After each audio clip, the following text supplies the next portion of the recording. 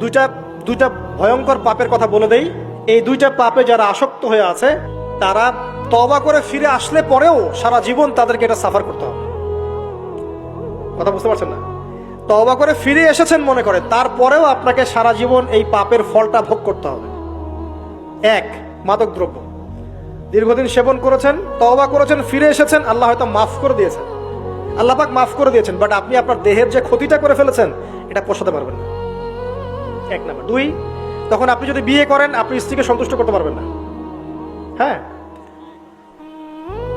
দুই নাম্বার হচ্ছে এই যে গোপনে যুবকরা যে পাপটা করে, মাস্টারবেশন, যেটাকে আমরা বলি হস্তমৈথুন, এই পাপ যেসব যুবকরা করছে বা করে, এবং অ্যাভেলেবেল এই পাপটা সবাই করে, কারণ এখন পর্নের যুগ, পর্ন দেখলে তো আর কোনো উপায় নাই, তখন তো এই পথেই যেতে হচ্ছে, নিজের উপরে নিজেকে জুলুম করতে হচ্ছে।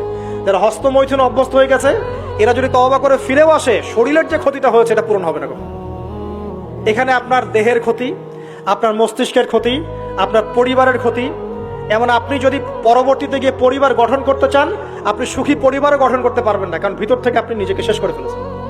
গোপন পাপে লিপ্ত হবেন না, আপনি যৌবনকে ধরে রাখেন, ইনশাল্লাহ দেখবেন আপনি সারা জীবন এনজয় করতে পারবেন ইনশাল্লাহ। কিন্তু যদি এখন নিজেকে শেষ করে ফেলেন, এখন নিজেকে শেষ করে ফেললে আপনি বিয়ে করলে পরেও দেখবেন আপনি পস্তাচ্ছেন। ওই যে কলিকাতা হারবালে যেতে হবে, তখন মডার্ন হারবালে দৌড় দিতে হবে। আর সব হারবাল টারবাল খেয়ে লাভ হয় না।